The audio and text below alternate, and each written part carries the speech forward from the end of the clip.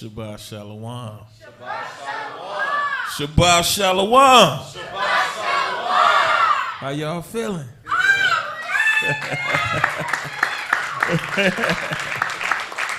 All praises. All praises. Thankful to the Most High, man. Sometimes we just have to remember the things that the Most High has done for us. Man, all praise be to the Most High. Somebody didn't wake up. The fact that we woke up, it's a big deal. It's a big deal. So we want to make sure that we're not taking for granted the things that the Most High not only has done for us in the past, but the things that he's done for us lately. Come on. Right? All praise be to the Most High. Man, we got some visitors in the house. All right now. How you doing, sis? All right now. Always a pleasure to have all of y'all in the building, man. Beautiful. Yes, all praise be to the Most High. All right. Man, no visitors on this side, huh? Okay. I got a couple of my little young kings right there. All praises. Yep. Mr. Roger, what's good, man? How you doing? You been hanging tough? Talk about you, he said, yeah. That's right. All praises. All praises. All right, well, let's get into it. That's right. All praises. We happy to be here too. God. All praise be to the Most High. Always happy to be in the presence of the saints. Let's get to it. The title of today's lesson. What sect you from? Yeah, part 2. What? Not set, but sect. What sect you from? Right? So let's get it. Acts 24, start at verse 10.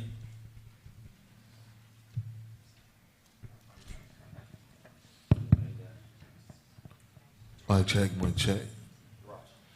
The book of Acts, chapter 24 and verse 10. And it reads, Then after that the governor had beckoned unto him to speak, answered, Forasmuch as I know that thou hast been of many years a judge unto this nation, I do the more cheerfully answer for myself, because that thou mayest understand that there are yet but 12 days since I went up to Jerusalem for the worship. Mm-hmm. And they neither found me in the temple disputing with any man, neither raising up the people. So hold on. He said they didn't find me. They didn't find me in the temple disputing with any man, right? Neither raising up the people. Go ahead. Neither in the synagogues, nor in the city. Go ahead. Neither can they prove the things whereof they now accuse me. He said they can't prove anything that they're accusing me of right now. Go ahead. But this I confess unto thee, that after the way which they call heresy. Hold on, see, some of us we've heard this word and we feel like, okay, we know that word, and then we kind of push past it, right? We push past it. But let's dig a little bit deeper. Read it one more time, verse 14. Verse 14. But this I confess unto thee, that after the way which they call heresy, so worship I the God of my fathers. So he said, after the way which they call heresy, so worship I the God of my fathers. What is he saying with this statement? What does he mean? Teach. Think about it. After the way which they call heresy. What's a heresy by definition? Let's get it.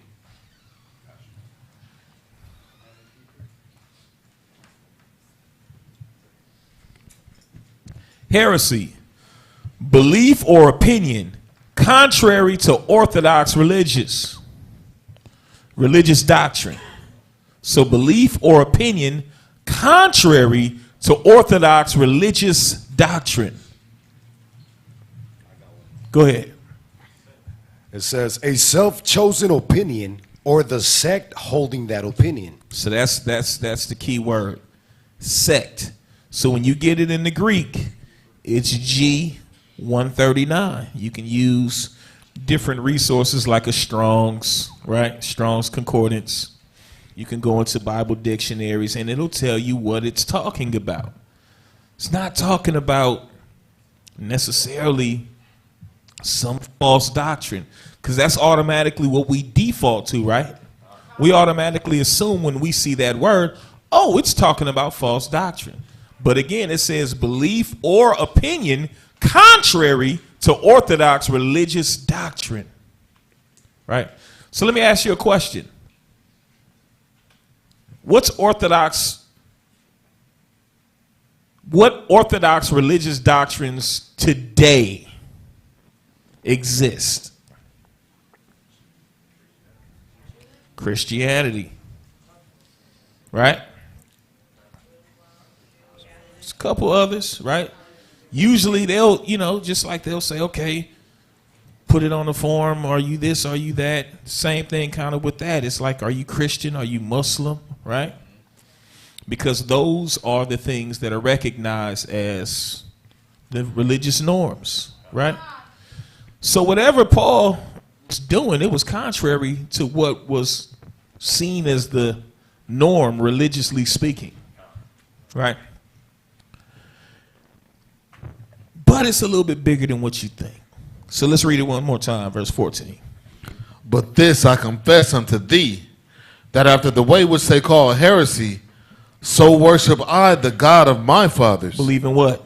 Believing all things which are written in the law and in the prophets. He said, believing all things which are written in the law and the prophets. It's crazy because that sounds like some people up in here. Don't that sound like you? So what are you? Are you a Muslim? Nah. But you say you don't eat pork. So what exactly are you? Oh, you're Jewish? What exactly are you? Sound familiar? So Paul, he said, if anything, you can't accuse me of these things because you have no proof that I've done these things. But what I will admit is I serve the Most High according to the Bible. Right? He's going to talk a little bit more about his sect as we continue on with this particular lesson that we have prepared today. Read. And have hope toward the Most High, which say themselves also allow that there shall be a resurrection of the dead, both of the just and unjust. So now, why did he make this declaration? I'm going to tell you why. Because there are some things going on that most of us don't know about.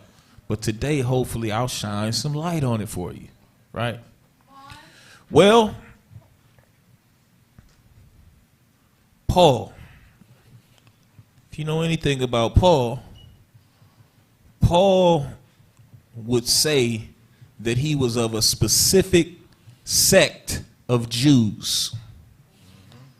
He would openly profess that he was of what sect of Jews? He was a Pharisee, right? So when he said in number 24 and 15, and said, I have hope toward God, which they themselves also allow, that there shall be a resurrection of the dead, both of the just and unjust. He's alluding to something. We'll find out what it is, right? Go from there. Go to the book of Galatians. Book of Galatians, chapter 5. And let's get 19 and 20. The book of Galatians, chapter 5, verse 19. Now the works of the flesh are manifest, which are these: adultery, fornication, uncleanness, lasciviousness. So hold on. These are some big, pretty big, heavy things right here. Adultery, fornication, uncleanness, lasciviousness. This is another big one, verse 20. Idolatry, Go ahead. witchcraft, All of those are big. Go ahead. hatred, Go ahead. variance, What else? emulations, Go ahead. wrath, Go ahead. strife, Go ahead. seditions, And we want to get this last one. And what else? heresies. Heresies. So heresies are, yeah. But what heresies? Was it the same heresy that Paul was a part of? What this is really doing is it's showing you something, and I want to make sure that you can see. What it's showing you is heresies, sects, right? Different sects of Israelites, of Jews, right? Most High said, the works of the flesh are manifest, which are these: adultery, fornication, uncleanness, lasciviousness, idolatry, witchcraft, hatred, variance, emulations, wrath, strife, seditions, heresies. Verse 21. Envyings, Go ahead. murders, Go ahead. drunkenness, revelings, Go ahead. and such like, of the which I tell you before, as I have also told you in time past, that they which do such things shall not inherit the kingdom of the Most High. He said that those that do such things as all of these, they shall not inherit the kingdom of the Most High. So we need to know and understand if heresies is in that. But then we heard Paul talking about it, and we actually got the definition of heresy. It's not necessarily bad. Okay, but we see how it can be bad, right? The thing is, what he was doing was being declared as heresy, right? But that doesn't necessarily mean what he was doing was bad. It's just like the term covet, right? Covet, that's in the Ten Commandments, right? Thou shalt not covet what belongs to thy neighbor. But the word covet itself isn't necessarily bad. That's like you say, okay, use. Don't let anybody use you. Your children use you. If you got a baby, your baby's going to use you for milk. Right? Your children are going to use you for protection and shelter and all of those things, right? So the word use is not necessarily the problem. Covet is not the problem. The word heresy is not the problem. But it holds a little bit more weight when you understand that he wasn't talking about just doctrines, but more specifically, he was talking about sects of Jews, of Israelites, meaning along with their teachings, their doctrines, right? There were also agendas. There was a culture that was pushed. There was influence, right? There were things that were imposed upon the Israelites at large, right? So these are the things that we're talking about, right? Think about it. Think about it. What do we have today? How many different, we just see what we do today, we don't know any better, so we say, oh, we got all these different camps. Some people, they like, oh, camps, all camps are bad.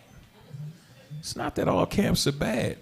But let's take a look at what these camps actually are, because I think that a lot of us, we overlook what they actually are and what they represent. And we don't realize that it's a lot more to it. Right?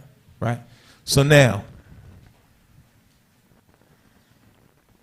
let's get the definition of the word sect.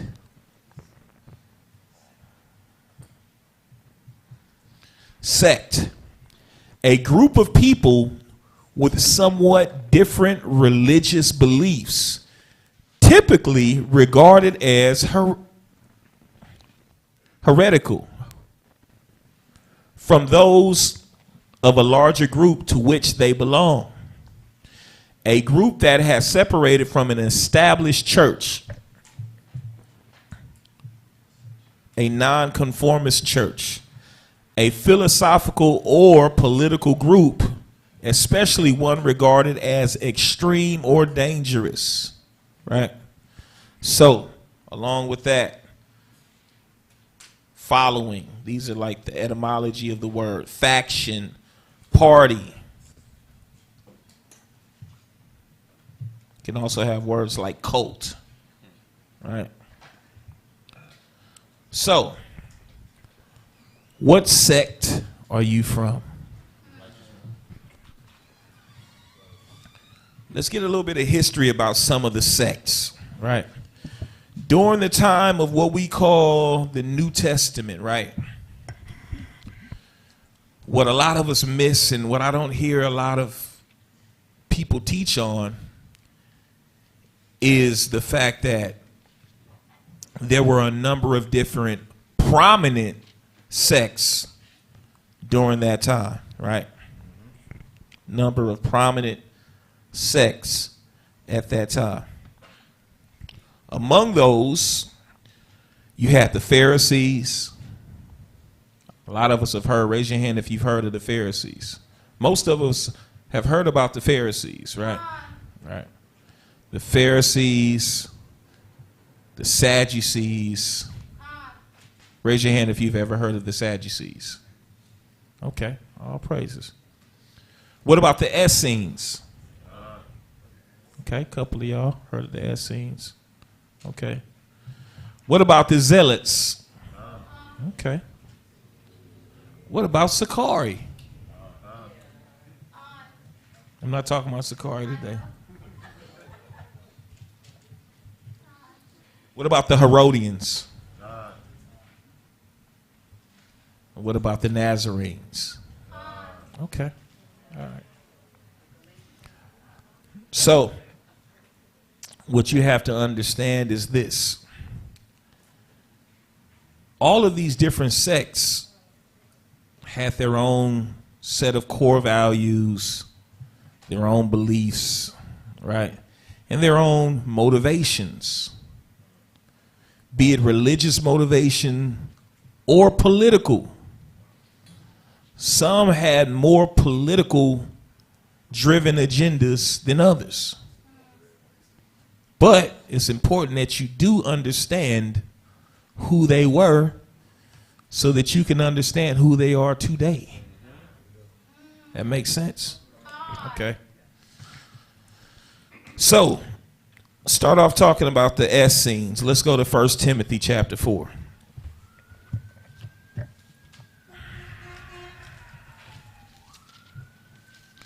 1 Timothy chapter 4 and verse 3. The book of 1 Timothy chapter 4 verse 3. Forbidding to marry and commanding to abstain from meat. So a lot of us, when we read that, some of us that have delved a little bit in the scriptures, we're like, oh, like the Catholic Church, right? You know, forbidding to marry. All right, you know, like what? What in the Catholic? Okay, what about like the monks? Okay, for sure, con. And the nuns? Yeah, okay. The priest, okay, all right, I can see that. Abstain from meats. Oh, yeah, they, you know, okay, I see that, because sometimes they go on fast where they only eat fish, or, yeah. So that's abstaining from meats, and so that's how we kind of put that together. And we're like, okay, cool. That's what that's talking about, right? But people don't understand that there are references in the scriptures because there were groups of Israelites at that time, right? And this is speaking more than likely of them, because that was some of the things that they had built into their culture, to a point where not all of them, but a lot of them would prefer and really encourage adoption, to take orphans and take those orphans and raise those orphans as their own, because they began to say, you know what, we're so pure that we're going to altogether abstain from any sex. All right. So, When he says above that, now the Spirit speaketh expressly that in the latter times some shall depart from the faith, giving heed to seducing spirits and what? Doctrines of devils. Doctrines of devils. Read. Speaking lies and hypocrisy, having their conscience seared with a hot iron. Having their conscience seared with a hot iron, meaning there are some people out here, and you have to understand this, that there's nothing that you're going to be able to do to change their mind about what it is that they quote unquote believe and what it is that they're motivated to do. You need to understand that. All right, go ahead. Forbidding to marry and commanding to abstain from meats which God hath created to be received with thanksgiving of them which believe and know the truth. So you had the Essenes, right? That was their thing, right? You've even heard like Dead Sea Scrolls, Qumran, right? The Essenes, they were ones that endorsed a life away from everybody else, to have purity on a whole nother level, right? They more so at that time said, forsake all politics and what's going on. We're going to just stay to ourselves, not mess with anybody. And, you know, you shouldn't do this, you shouldn't do that. Well, Scripture doesn't say anything against that. But if you really want to be pure, this is how we live. You want to be close to the Most High, this is how you have to do things, right? How many of y'all have ran across Israelites, especially online, that sound like this right here? Okay. All right. Just checking. Acts chapter 1.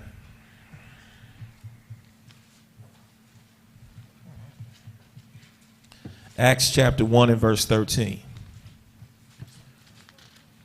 The book of Acts, chapter 1, and verse 13. And when they were come in. So it's talking about the 12 disciples, right? Of Yahushua, the one that the world calls Jesus Christ. Read. And when they were come in, they went up into an upper room, where abode both Peter and James and John and Andrew, Philip and Thomas, Bartholomew and Matthew, James the son of Alphaeus, and Simon Zelotes. Hold on. Simon who? Zelotes. So, might read that and think maybe he was just Hispanic. Maybe it's 10 tribes, Zelotes. Makes sense, right? But Simon Zelotes was actually pointing to a very important detail. That particular Simon, right? Because you know that Peter's name was also Simon, right? But this particular Simon was known as Simon the Zealot. Because guess what? There's a sect of Jews that called themselves Zealots. The key word in zealot is zeal.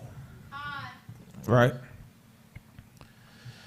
These particular Jews were pretty politically motivated, right? And they were also kind of prided themselves on being zealous, right, for the laws of the Most High. And there were a couple of figures in their history, their forefathers, right, that were called zealous. So they wanted to kind of emulate what they knew of their forefathers in the past, right? And when we talk about politically, a lot of times what we're really talking about is, let's get the definition of politics so we can all make sure we get a great understanding.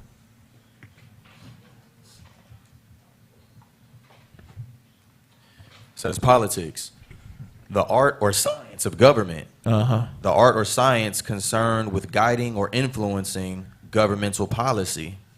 The art or science concerned with winning and holding control over a government, political actions, practices, or policies. So, the activities associated with the governance of a country or other area, especially the debate or conflict among individuals or parties having or hoping to achieve power.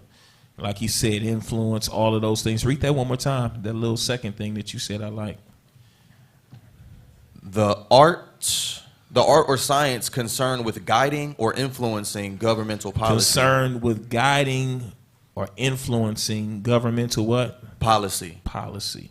So, when we speak of politics, and being that they were pretty politically motivated, they were doing what? They were very much concerned, right? Remember, by the time we come up in the New Testament, what are we dealing with? Dealing with Rome. Go back a little bit before that, we were dealing with who? Greece. We were dealing with Greece. Right? So by the time we're dealing with Rome, like it details a lot of Israel's dealings with Rome in the New Testament. Right? So here's the thing. I got a cool little neat story that I'm going to reveal in a second. I'll talk about it in a minute. Right? But they're very instrumental in how things played out for Israelites before we full out began to be dispersed on a whole nother level, right? That was all I needed from that. Go stay in Acts, get chapter 5. What's that?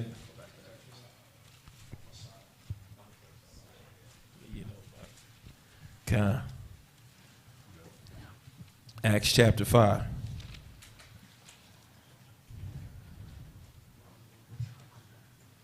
Let's read 17 and 18. The book of Acts, chapter 5 and verse 17. Then the high priest rose up, and all they that were with him, which is the sect of the Sadducees, and were filled with indignation. So now you got another sect, the Sadducees. Who were the Sadducees? There weren't as many Sadducees as there were of other sects.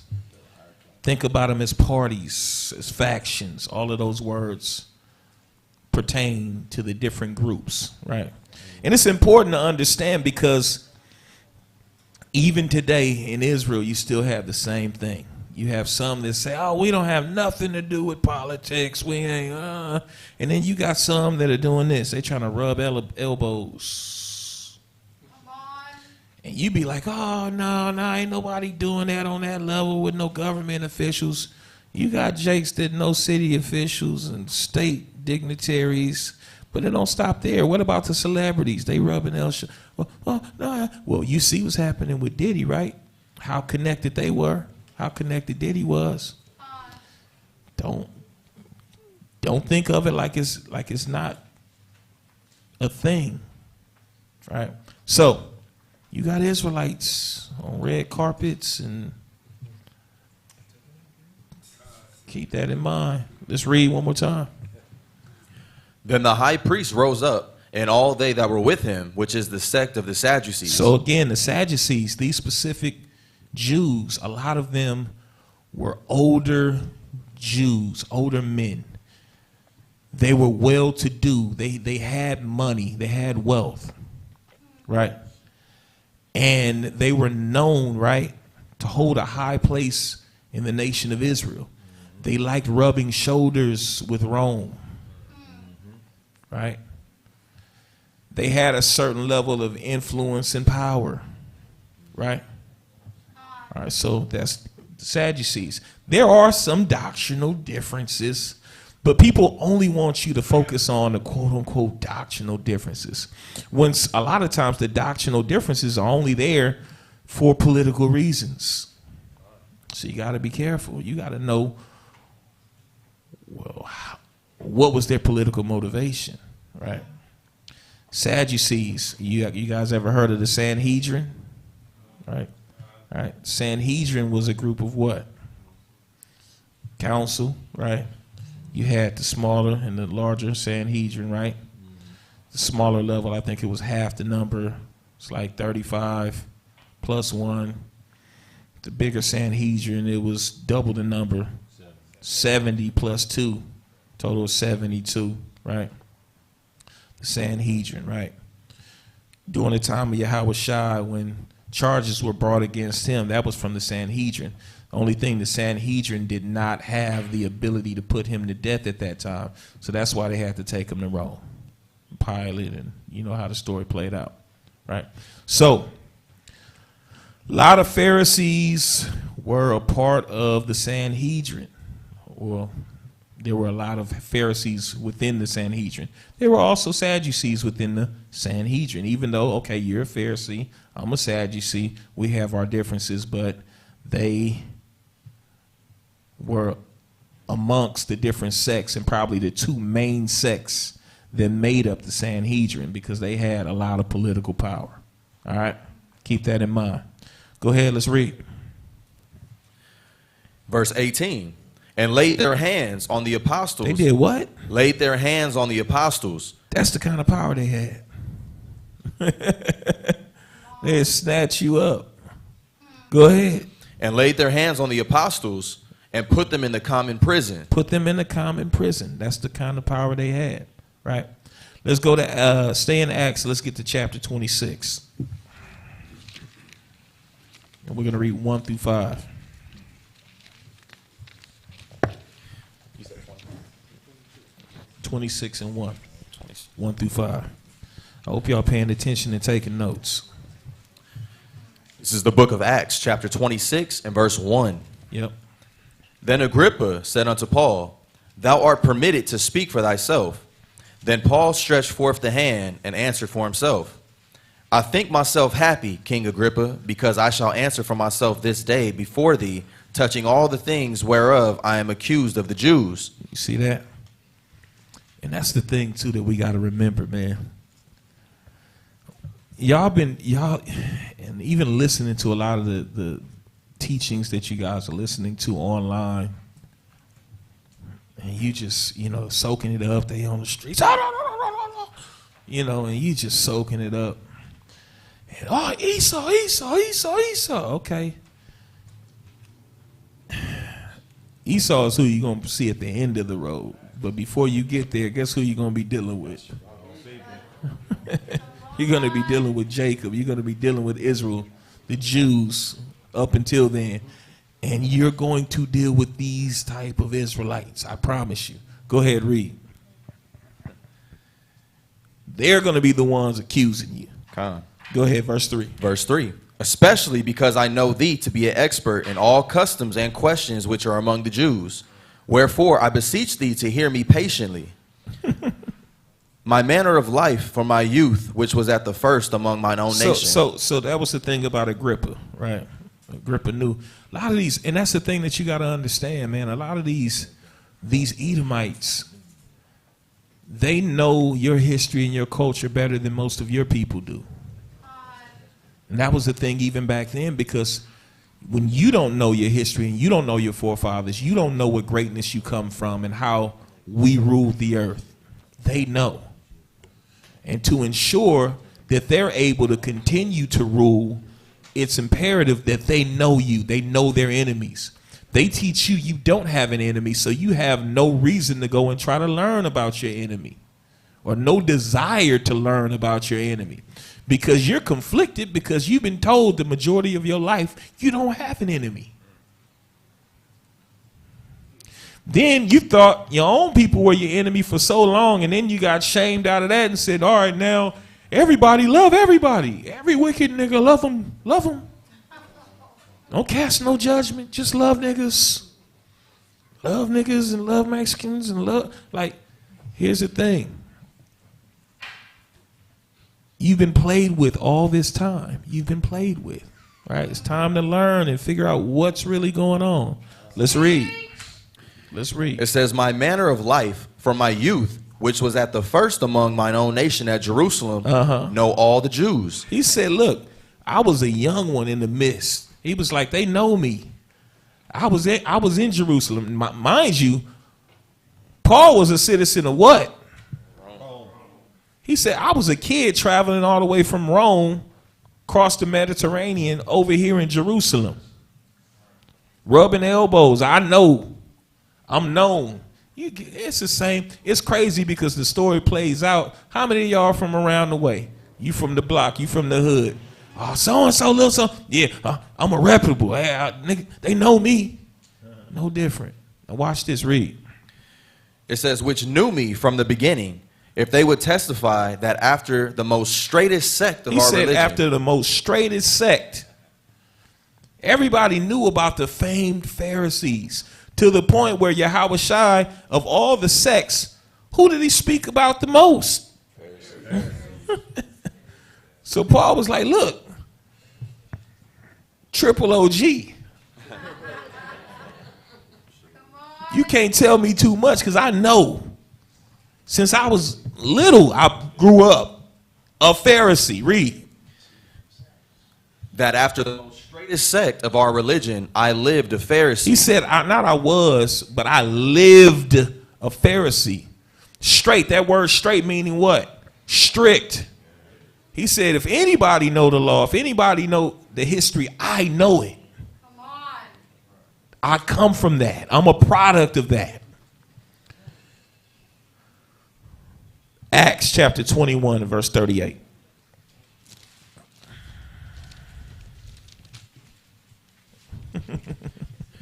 The book of Acts, chapter 21 and verse 38. Yep. Are not that thou Egyptian? So now, hold on. Who we talking about? Let's start at verse 37. Verse 37. And as Paul was to be led into the castle, he said unto the chief captain, May I speak unto thee? Who said, Canst thou speak Greek? So we speaking about Paul, right? Uh, Verse 38. He asked Paul, he said, can you speak Greek? Art not Wait, thou... hold on. Because you got to be careful. A lot of Israelites haven't done their homework. Greek was a common language amongst our people. Oh, nothing in the Greek, only if it's only in the Hebrew. They had different dialects of Greek. The common dialect of Greek was Koine Greek. A lot of Israelites, a lot of people, period, around the Mediterranean spoke that language. It's like Israelites that speak English and Spanish. No different. Go ahead. Art not thou that Egyptian, which before these days made us an uproar? So a lot of times when we've read this scripture, it was just used to say, see, Paul, he got mistaken for an Egyptian. Okay, cool. But it's something else you missed. Read. Art not thou that Egyptian, which before these days madest an uproar, and leddest out into the wilderness 4,000 men that were murderers? So hold on. A lot of times you thinking that they thought he was an actual Egyptian. They knew he wasn't in it. But they were asking him the same way he said he was a Roman. He was a citizen of Rome. They was asking, are you that Jew out of Egypt, right? And this is the part. Said, and led us out into the wilderness 4,000 men that were murderers. Now here's the thing, that word murderers, if you don't think about it, you'll read it and you'll move forward, right? And that word is a misleading translation, right? But there's a reason why it's utilized, because I'll give you a little bit of the backstory, a little bit of the history, and it'll make sense, right? Why murderers? What is he talking about? The actual word in the Greek is Sakarion, which is Sakari. He said he thought Paul was of the Sakari sect. Spanish is Sacario. Sacario. He thought Paul was of Sakari.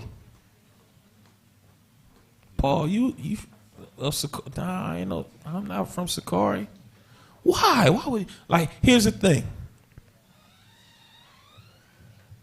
He thought Paul was from the sect of Sakari. What is the history of the Sakari? Well, the Sakari, some people will learn a little bit of something and then they'll get things misconstrued and they say, okay, well, the Sakari and the Zealots are pretty much like the same thing. No.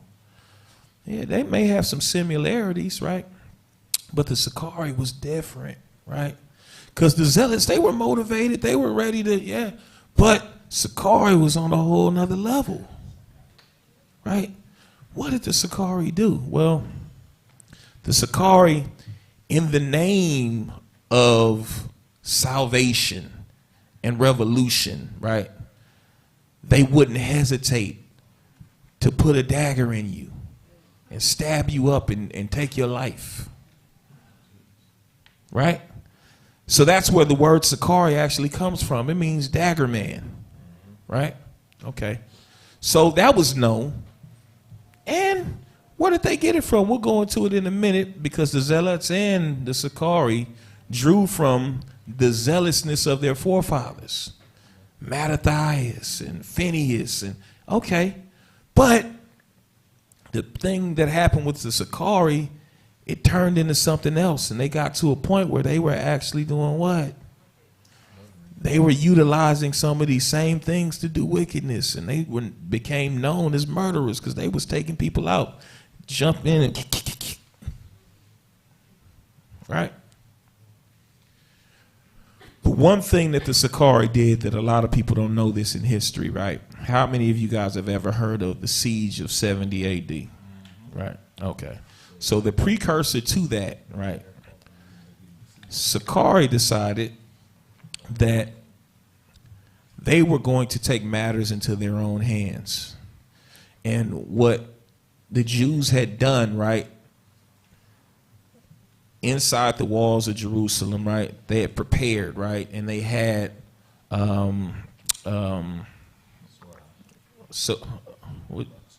storehouse and certain provisions, right, just in case if they got attacked, they would be able to survive a certain time. Yeah, the Sakari sabotaged it. Started pretty much a civil war with the Zealots. End up, I believe, burning the supplies, and now they no longer have the ability to withstand a siege. And guess what was getting ready to happen? A siege. So they set up things in their mind. Well, we just fast forwarding it, because they were thinking, okay, we'll be able to hold off and not have to necessarily go out immediately. You know what I'm saying? And we can tactfully go and fight our enemies. Sakari was like, nah, let's go ahead and just get it popping. So it turned out bad for Israel. And what the Sakari were able to do, they had set up a place for themselves up in Masada, right? They thought that they would be able to, they were able to escape out of there because they kind of had a leg up. They went into their place. And what people know them for, a lot of people know them for, oh, they were valiant Israelites because they decided that they were all going to die. They killed themselves. It was a mass suicide. They were like, before we become your slaves, we'll all just kill ourselves. And people only know that part of the story, but they don't know the part that they actually sabotaged the rest of Israel, the Jews. Go do your history. So you'd be foolish just to think like this is just all like, oh, yeah, we're in the truth. Hey, no, you're dealing with the same stuff. You're dealing with a lot of the same spirits, a lot of the resurrecting of some of these sects. Wow. Go from there. Go to the book of Galatians, chapter 1.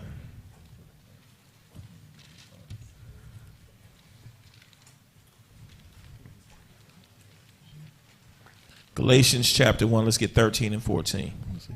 The book of Galatians chapter 1 and verse 13. For ye have heard of my conversation in time past in the Jews' religion, how that beyond measure I persecuted the church of God and wasted it. So what is Paul talking about? Paul, as a Pharisee, right, was convinced that he was doing what? The right thing in doing what? Persecuting the Jews. And what does he mean by wasted it? People was getting put to death.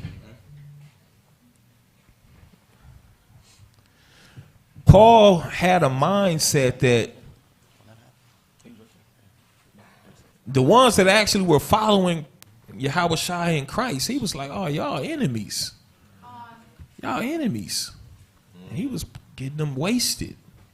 Right. Go ahead. Huh? Remember, he was right there with Stephen. Yeah. Go ahead, read verse 14. Verse 14. and profited in the Jews' religion above many my equals in mine own nation. He said, and profited in the Jews' religion above many my equals in my own nation. Being what? Being more exceedingly zealous of the traditions of my fathers. And what he means by that, because you got to learn something about all of these different sects. What were the Pharisees known for? Some people know doctrinally, okay, the Pharisees believed that there was a resurrection. They believed that there was life. You know, they believed in regeneration, right? Whereas Sadducees and some of the other sects were like, nah, right? Believe the Essenes. I don't think that they believe, right? So people remember that part. But people don't understand like that there was the political side of things, right? And there were reasons why they taught certain things. So that's when you read the scripture where Yahushua was getting on them about the pots and the pans, and they was on him like, oh, you doing this, trying to catch him up. Pharisees were known for hating ambiguity. Do you know what that means? Right. So when you read this law, the law is so beautifully laid and structured in a way, because you're like, oh, well, is it a sin or is it not a sin? How many of y'all have been in the moments and you like, well, is it a sin or not? Just tell me, is it a sin or not? And you done had that conversation with one of us like me. Well, technically, I ain't, but look, you like, what? That's frustrating. No. Most High knew what he was doing, right? He knew what he was doing. And that's also the reason why he gives you judges and leaders. But some folks is like, well, I believe it. And then they get to adding, right? And the Pharisees were known for adding. And they were subtracting, but they were definitely adding, right? But a lot of times it would be for their own political gain.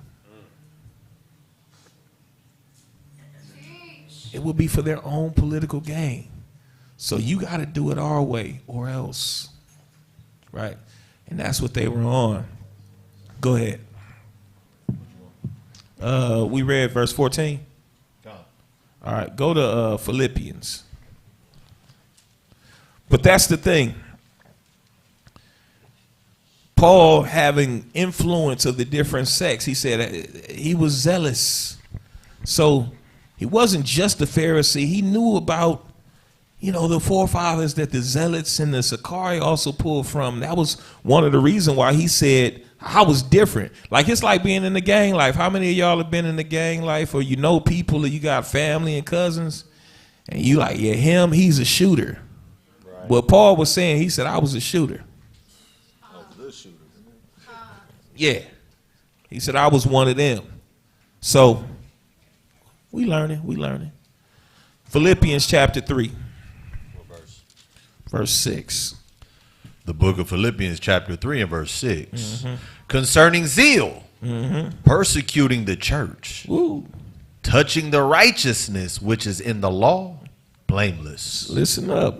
He said concerning zeal, persecuting the church, touching the righteousness which is in the law, blameless. He said, I was blameless. I was really living that life. But what? But what things were gained to me, those I counted loss for Christ. Listen to Paul. Paul is telling this story. But that's the thing about the Nazarite. I mean, not the Nazarites, I'm sorry, the Pharisees. That's the reason why Yahushua, we'll probably read it in a minute, but he was like, look, those things that the Pharisees say and they teach, do. Mm-hmm. They know the law. But don't do as they do. So go. Let's get to Acts chapter 24. Acts 24. And let's get start at verse 1. And we're going to read 1 through 9. The book of Acts chapter 24 verse 1. And after 5 days, Ananias the high priest descended with the elders and with certain orators named Tertullus, who informed the governor against Paul. So, man, when you get the time, man, really start reading through the history. Learn what Paul was going through. This is post Yahweh Shai, post Christ. Christ being crucified. Israel knowing what it wasn't like they all decided, all right, we're all going to do the right thing and be righteous. No. The wicked got more wicked. That's what a lot of people don't point out. They don't understand. They wasn't like, oh, man, I realized the error of my ways. We really crucified the Son of the Most High, our Savior. They got more wicked. Go ahead, read. Verse 2, and when he was called forth, Tertullus began to accuse him, saying, seeing that by thee we enjoy great quietness, and that very worthy deeds are done unto the nation by thy providence, we accept it always, and in all places, most noble Felix, with all thankfulness. Go ahead, read. Notwithstanding that I be not further tedious unto thee, I pray thee that thou wouldest hear us of thy clemency a few words. For we have found this man a pestilent fellow, and a mover of sedition among the Jews throughout the world, and a ringleader of the sect of the Nazarenes. The what? A ringleader of the sect of the Nazarenes. So now what happened? He said, for we have found this man a pestilent fellow, meaning what? He's a problem. He's a pest. He's a disease. He's a problem. And a mover of sedition. That's what Yahweh Shai, like, there's a legal piece of documentation that shows what they charged Yahweh Shai with. And they charged him with sedition. You know what sedition is? I'm going to get you the actual definition of sedition. If you thought hard enough, you'd be able to guess what it meant. Treason. Yep. Yeah. Sedition is, I'm sorry, hold on. Sedition is overt conduct such as speech or organization that tends toward rebellion against the established order. Sedition often includes subversion of a constitution and incitement of discontent toward or insurrection against established authority. That makes sense? So it's crazy because we all because we thinking like, okay, they're going to come after all of Israel. But it doesn't say that in Revelation. It doesn't say that. Hold that real quick. We coming right back to that. Go to Revelation real quick.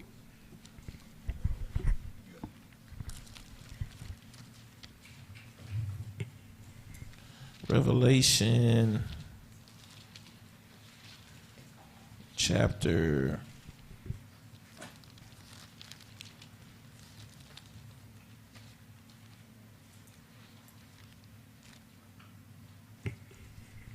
12 and verse 17. The book of Revelation, chapter 12 and verse 17. And the dragon was wroth with the woman. The dragon, that same serpent, the red serpent, the one that they call Esau, Edom, right? And the woman is, according to what? Jeremiah chapter what? 6 and 2. Israel, right? Go ahead. And was wroth with the woman. And what? And went to make war with the remnant of her seed. With the remnant of her seed. So it wasn't all of Israel that they was coming after. But more specifically, who? The remnant of her seed, which keep the commandments of God. Go ahead. And have the testimony of Yahweh Shai. That's the thing. A lot of people miss that. First of all, they miss the first part, keep the commandments. Because everybody think they keeping commandments because they keeping Sabbaths. And wearing a couple of fringes here and there. And they think, oh, I'm an Israelite. And I'm in the truth. Stop lying to yourself. And you don't be fooled with that. You should know better than that. Right? There's a lot to keeping these commandments. You need to make sure that you're thorough in doing so, right? But the second part is where a lot of people, they fail to understand what that's talking about and have the testimony of Jesus Christ, of Hamashiach Yahushua. Why is that reference there? First thing is you got to really understand the testimony of Christ. And this is part of what we're talking about today. You got to really understand the climate of what was happening amongst our people during that time and really what he was up against. Because everybody, they'll sit up there and profess him, Baal Shem Mashiach Yahushua, and you don't realize that a lot of these are the same spirits that he was up against, he was dealing with. So you sitting up here like, we all in the truth. Nah, we ain't all in the truth. We don't all want the same thing. We don't all want the same thing. So keep that in mind. Keep that in mind. Let's go back. Start at verse 5. Verse 5. Acts 24 and 5. For we have found this man to be a Salakia. For we have found this man a pestilent fellow, and a mover of sedition among the Jews throughout the world, and a ringleader of the sect of the Nazarenes. A ringleader of the sect of the who are the Nazarenes? You call them the first Christians. Nazarenes, why? Nazarenes coming from what? Nazareth. Why? Because the prophecy said what? That the one that they followed would be a Nazarene. He came out of Nazareth. Nazareth was the hood. It was the ghetto. He said, what good can come out of Nazareth? Right. It's a doggone Nazarene.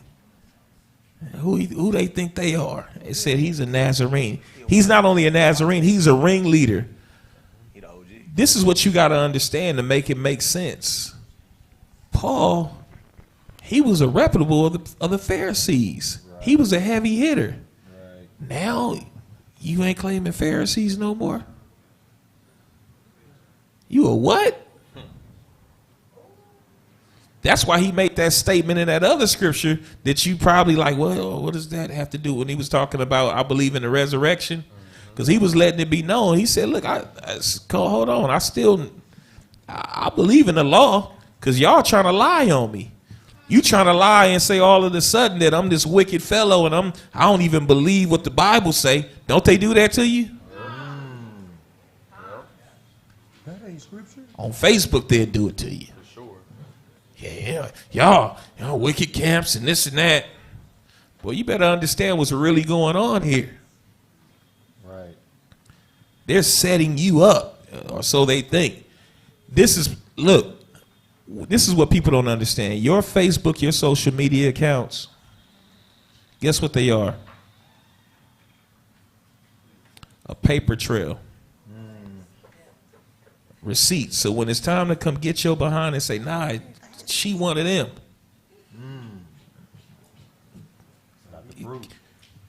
Just holler at me about 20 years from now and see if this what I'm telling you today makes sense. If you got that long. I'm being generous by saying 20. If.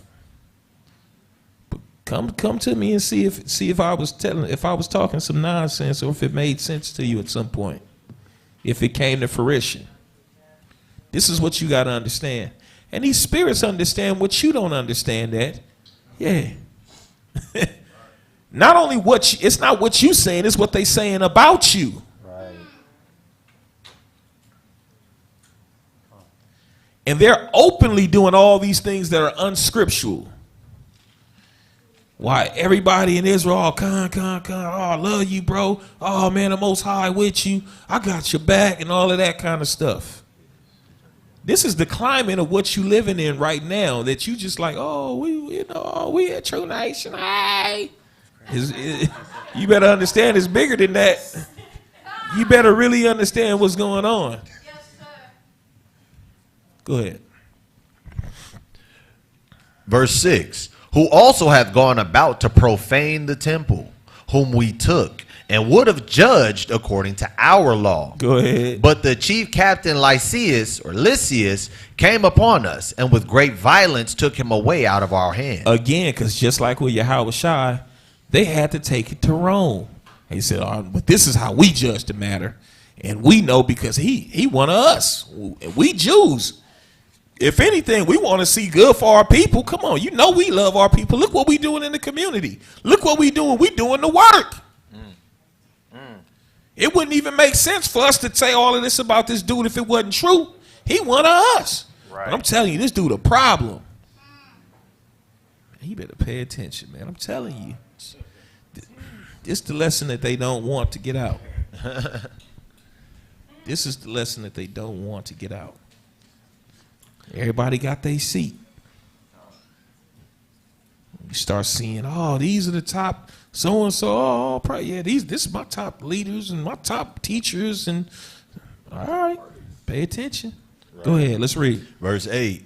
Commanding his accusers to come unto thee, by examining of whom thyself mayest take knowledge of all these things, whereof we accuse him. It's all about what they're accusing him of, not what they can actually prove, not what he's done, but what they're accusing him of.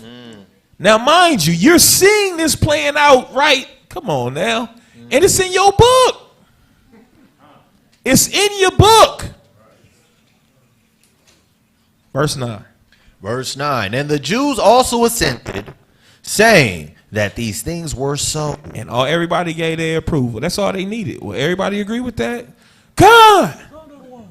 Same thing they did to Yahweh Shai. Barabbas or Christ. Barabbas. Give us Barabbas. Kill that nigga Christ. Everybody with that? You with it? Come on. You say you rock with me. You with it? Con. Okay, all right, con. We all good. Yeah, kill the nigga. Sheesh. Go from there. 2 Peter. 2 Peter.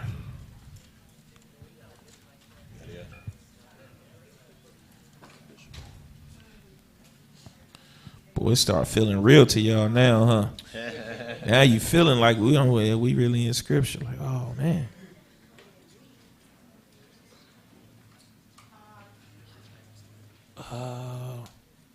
I don't know. Okay, bet. 2 Peter chapter 3, and let's get 14 through 18.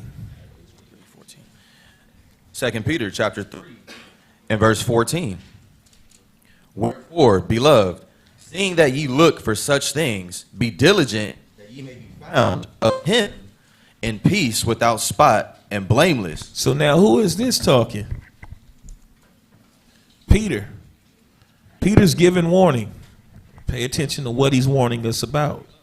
He said, wherefore, beloved, seeing that ye look for such things, be diligent that ye may be found of him in peace, without spot and blameless. Read.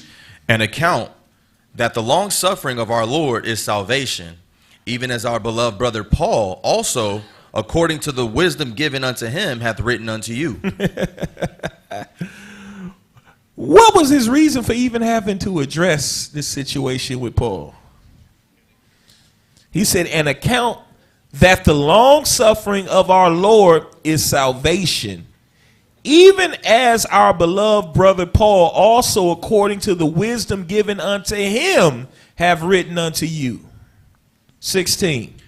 As also in all his epistles, speaking in them of these things, in which are some things hard to be understood, which they that are unlearned and unstable rest, as they do also the other scriptures, unto their own destruction. Why is he saying this?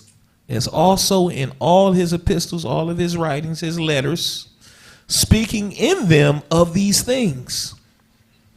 Paul was writing of these same things, in which are some things hard to be understood, which they that are unlearned and unstable rest. The majority of Israel is unlearned and very unstable. One of the causes of their instability is the fact that they love to be entertained. And you going to the next teacher because they're entertaining, and now I'm going to go and check into them because they're entertaining. What do you believe? like, oh, I know I just don't believe in them. It's the truth. It's the truth. People making life-changing decisions, well, they keep a different new moon. Well, that's not really a big deal. Do you know how big of a deal that is? Not only the new moons, but all of your Sabbaths, your other days outside of the 7-day Sabbath, and depending on if what that doctrine is with the Sabbath, like all of that stuff matters tremendously. God. But you know, as long as we rehearsing the righteous acts, that go that BS. Wow. Teach. Which they that are unlearned and unstable rest. They wrestle with it, as they do also the other scriptures unto their own destruction. Well, I was trying my best, yeah, I was shy. I just didn't know. Because you just didn't plant your feet. Verse 17. Ye therefore, beloved, seeing you know these things before, beware lest any also, being led away with the error of the wicked, fall from your own steadfastness. Do you hear what he's warning you of? Therefore, beloved, seeing ye know these things before, beware lest ye also, being led away with the error of the wicked, fall from your own steadfastness. 18. But grow in grace and in the knowledge of our Lord and Savior Yahweh Shai. He said, grow in grace. That's another thing too. Sometimes so many people do not have a graceful experience, not a graceful walk in the path, because they're tossed to and fro with all of these different winds of doctrine and all these different leaders and all these different teachers. Wow. It's like they never got a fair shot. Nah, they're not giving themselves a fair shot. But grow in grace, and that's the culture that's being promoted to your own demise. To him be glory both now and forever. Amen. Let's go from there. Get Acts chapter 28.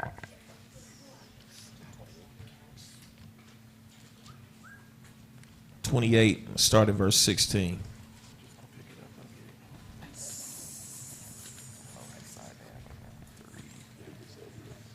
Yep. The book of Acts, chapter 28 and verse 16. We're going to read 16 through 31. Go ahead. Okay. And when we came to Rome, the centurion delivered the prisoners to the captain of the guard. But Paul was suffered to dwell by himself with a soldier that kept him. So what we just read, what Paul was trying to, not Paul, but Peter was saying, he was showing how Paul converted to the ways of Christ. That's what people got to understand. He was like, look, Paul was a Pharisee. They out to get him. If you really pay attention to what Paul is talking about, like Paul was versed on a whole nother level. And that's the reason, like, you can't, there's a lot of people in pride think that they can just take on Paul. And they want to skip everything else. They want to skip the milk. Wow. Paul told you what his resume was. Now, some people might say, well, then why didn't Paul just make it simple? Because there's different levels to this. Now, if you want the simple, go and get the simple. Start from the top. Get it from the beginning. It's okay. Because the simple is here for you. Then there's some deeper things that are dealt with. Because everybody in this walk ain't going to be in the same place in their learning and their experience. Yes, sir. You got those that are going to be teachers among you. And there are things that they need to consume. Yes, sir. So there's need for it. Oh, Paul should have, I just don't get it.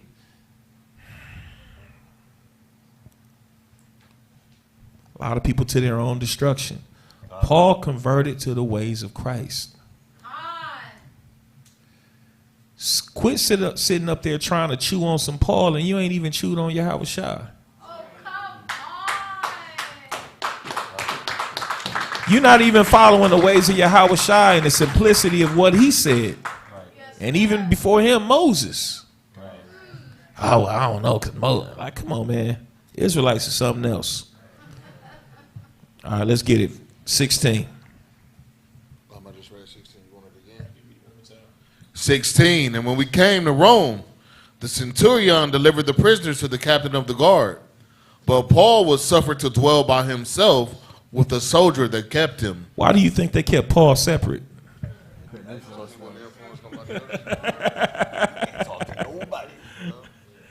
They don't want you on social media. They don't want you on Clubhouse. They don't want you there for a reason. Because you're different. You got a different doctrine. They don't want you there. You're going to mess up the money. You're going to mess up the influence. We got our seat. Come on. Go ahead and read. Go ahead and read. And it came to pass that after 3 days, Paul called the chief of the Jews together. And when they were come together, he said unto them, Men and brethren, though I have committed nothing against the people, or custom of our fathers, yet was I delivered prisoner from Jerusalem into the hands of the Romans. You hear this? You got to read this stuff, man. He said, look what they doing to me. Sitting up there trying to reason. Everybody else wasn't trying to hear him. He had to be put in prison to get somebody to listen to him. You got Jakes putting in work in the prisons right now. Go ahead. Who, when they had examined me, would have left me go, because there was no cause of death in me. He said, I didn't do nothing worthy of death. They would have let me go. But they out to get me. They accusing me. They don't want me to get to y'all. Read. But when the Jews spake against it, I was constrained to appeal unto Caesar, not that I had aught to accuse my nation of. Not that I had aught to accuse my nation of. They was out to get Paul. Read. For this cause, therefore, have I called for you, to see you and to speak with you, because that for the hope of Israel I am bound with this chain. Read. And they said unto him, We neither received letters out of Judea concerning thee, neither any of the brethren that came showed or spake any harm of thee. You hear that? And they said unto him, We neither received letters out of Judea concerning thee, neither any of the brethren that came showed or spake any harm of thee. Read. But we desire to hear of thee what thou thinkest. We want to know what you think. Go ahead. For as concerning this sect, What sect you from? As concerning this sect, read. we know that everywhere it is spoken against. He said, man, everybody know that your sect, bro, they don't like y'all. Go ahead. And when they had appointed him a day, there came many into his lodging, to whom he expounded and testified the kingdom of the Most High, persuading them concerning Yahushua, both out of the law of Moses and out of the prophets, from morning till evening. So he was putting in the work. He was converting. Oh, y'all always think, oh, we got to go on the street corners. Man, what about in here? It's souls that need to be converted that already got fringes. That's the thing that's the work that ain't nobody talking about. That's good. But people are, I'm telling you, this is the thing. These are the things that people don't want you to understand because they want to continue to manipulate you. Read. And some believed the things which were spoken, and some believed not. Some people believed it, some people didn't. That's what we on right now. Some people gonna believe True Nation is all of the bad things that they say. Some people believe it, some people don't. Go ahead. And when they agreed not amongst themselves, they departed. After that, Paul had spoken one word. So sometimes some people are gonna convert, some people are gonna say, I don't agree. You on what you on and I'm on what I'm on. All right. Go ahead. Well spake the Holy Ghost by Esaias the prophet unto our fathers, saying, Go unto this people and say, Hearing ye shall hear and shall not understand, and seeing ye shall see and not perceive. Go ahead. For the heart of this people is waxed gross. Who was he talking about? Everybody want to talk about like we always in the street teaching. Nah.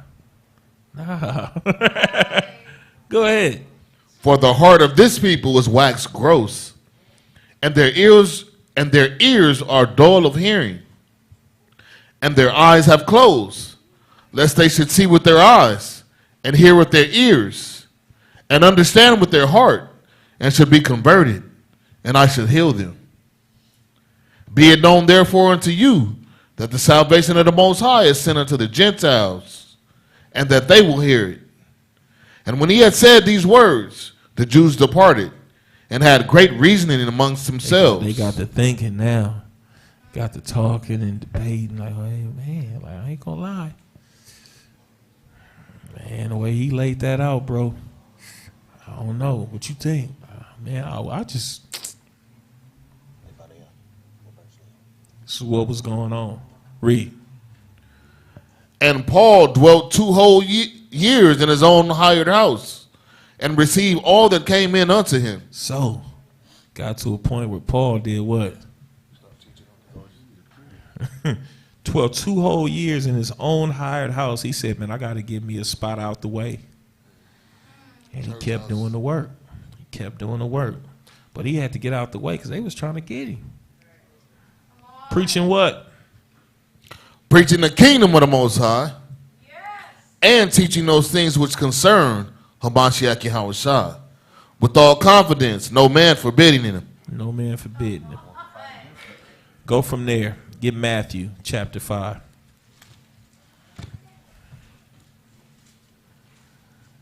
Matthew 5:20. But remember, Paul was a Nazarene. He was a follower of Yahushua. What are you trying to be?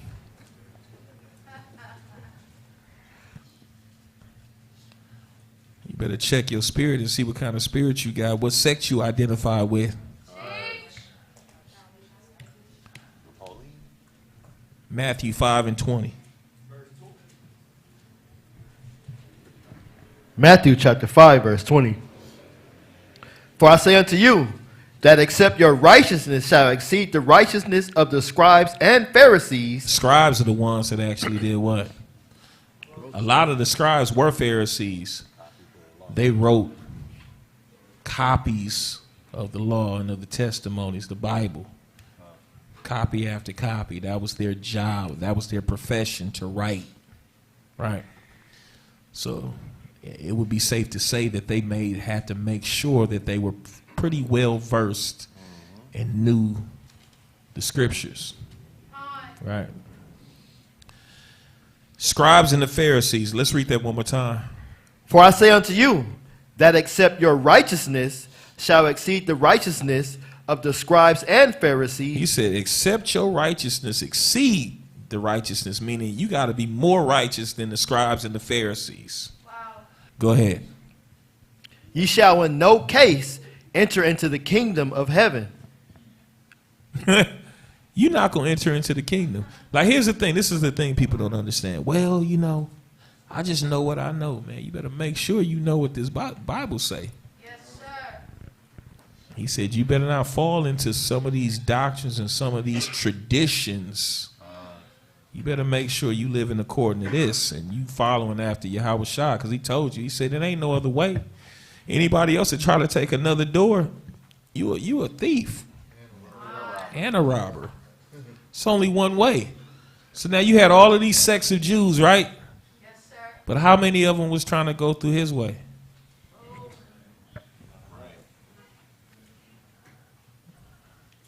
Somebody probably say I'm taking a shot, but man, just pay attention to some of the titles of some of these camps. The way. You better make sure you believing in the right way. Go ahead.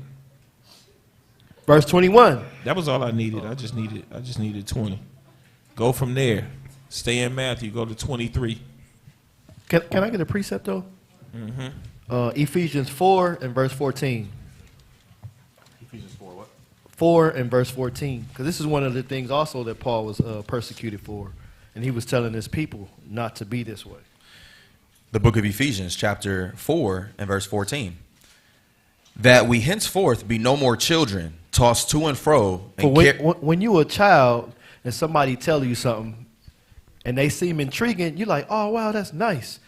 And then somebody else come and tell you something intriguing, you start believing that, right? That's why Paul was saying, don't be a child no more, tossed to and fro. Because when you're teaching a child, do they know everything? No. But they're impressionable on people that's everybody look up to, right?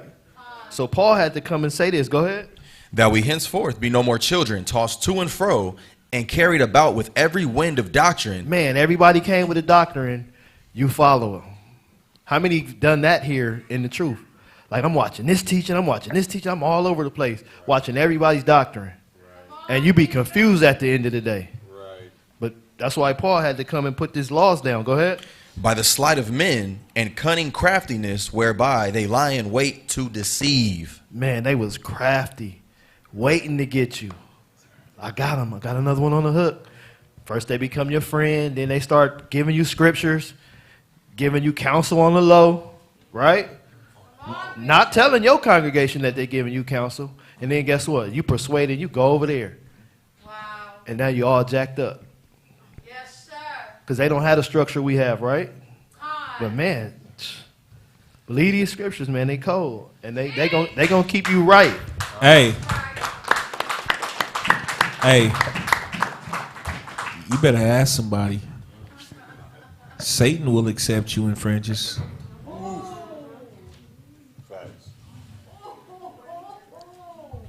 Just remember that.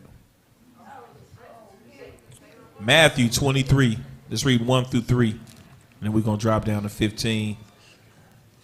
And then we'll drop down to 27. The book of Matthew, chapter 23, Verse 1 through 3, yep. verse 1.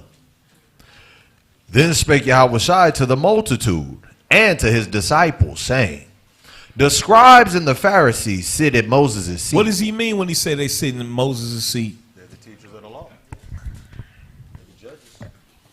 He was a judge. Moses was a judge. He was the leader of Israel. Right? He said the scribes and the Pharisees, they sit in Moses' seat. Meaning what? They were leaders. They were the leaders. They had power. They had prestige, notoriety. All you got to do is look at the landscape. What's out there? What's online? They're telling you who. Are they not? Raise your hand if you ain't being told when you on social media who's who. They spend a lot of time telling you who's who, right or wrong. Okay. Let's see what he say. He said the Pharisees. The scribes and the Pharisees sit in Moses' seat. Go ahead. All therefore whatsoever they bid you observe, that observe and do. He said that observe and do. Go ahead. But do not ye after their works. What? For why? For they say and do not. They don't do the same thing that they telling you to do. They don't do.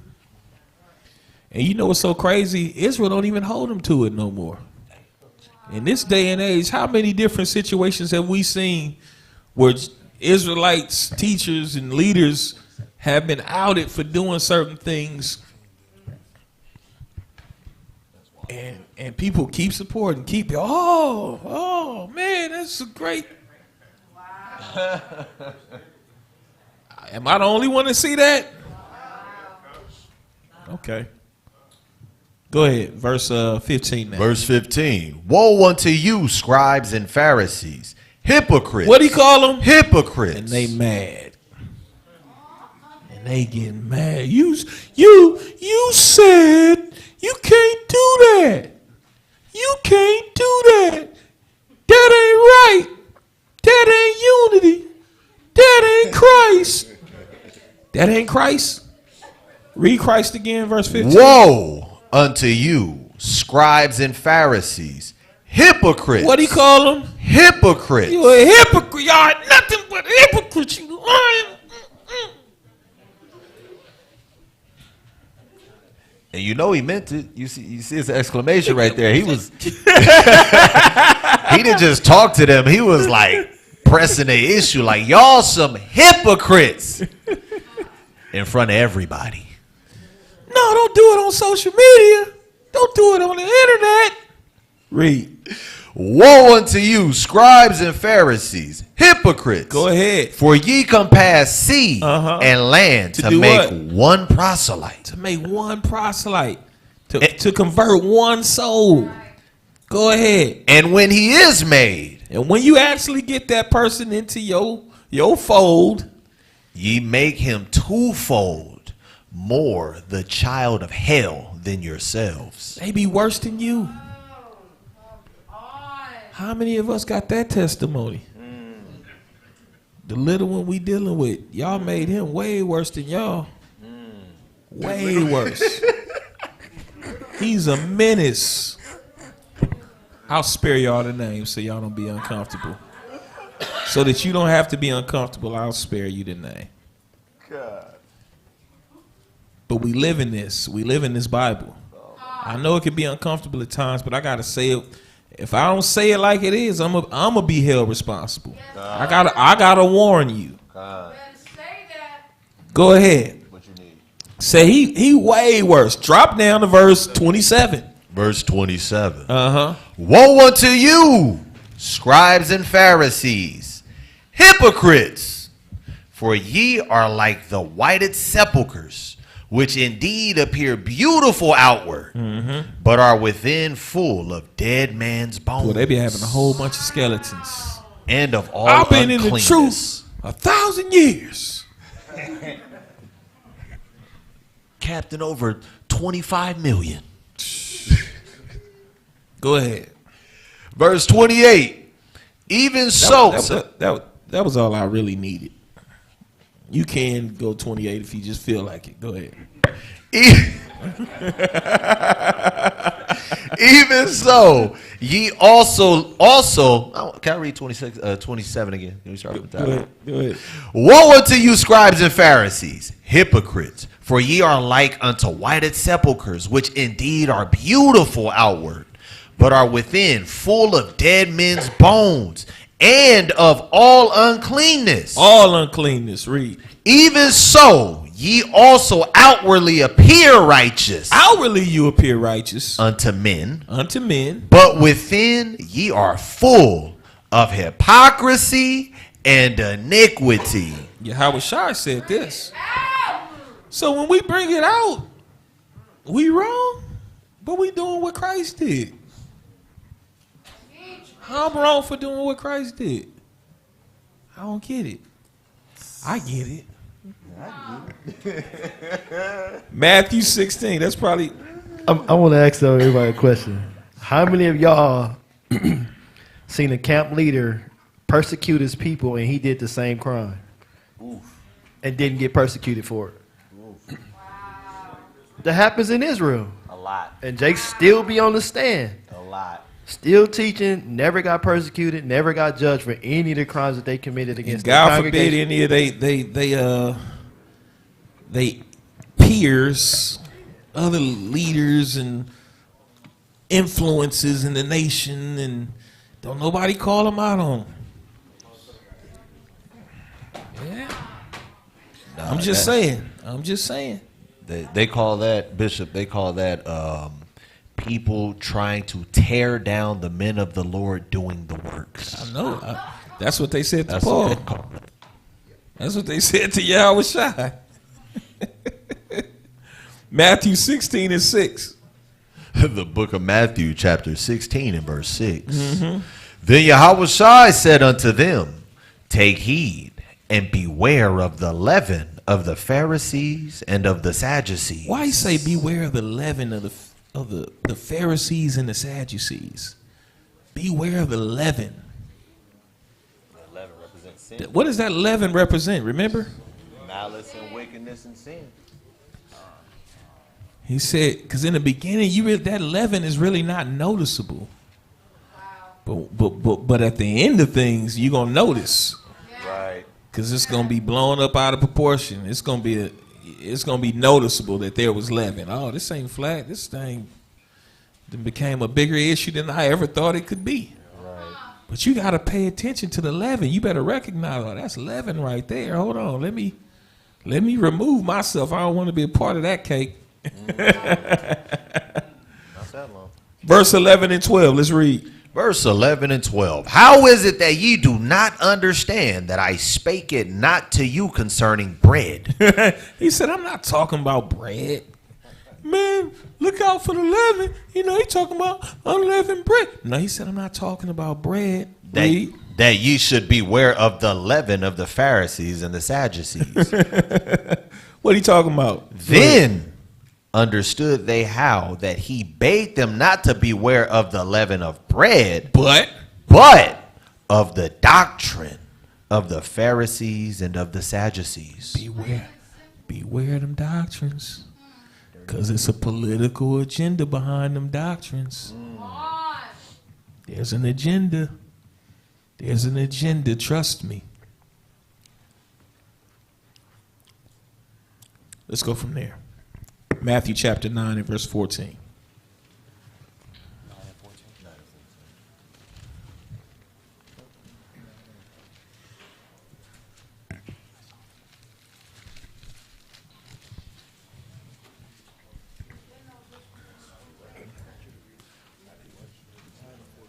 Nine and 14. Book of Matthew. Check. The book of Matthew 9 and 14. Then came to him the disciples of John, saying, why do we and the Pharisees fast oft, but thy disciples fast not? So these were who? What sect of Jews were these? These were disciples. Disciples of what? Students. Students of who? Students and followers of John. John who? John the Baptist. And they had questions. They wanted to know what they want to know. Why do we and the Pharisees fast often, but your disciples, they don't fast? All of this to show you what? There were a lot of different Jews out there that had various different teachers and belonged to various different sects. Right? Stay in Matthew 22.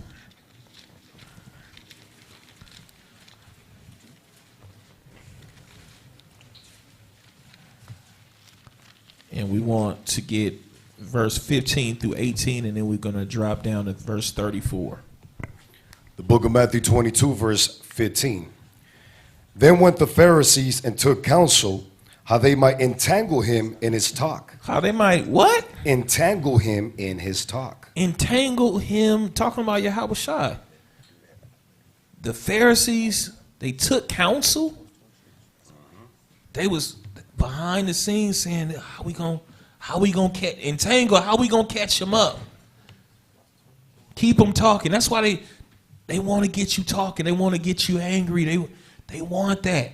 They want to do what? They want to get you in debates.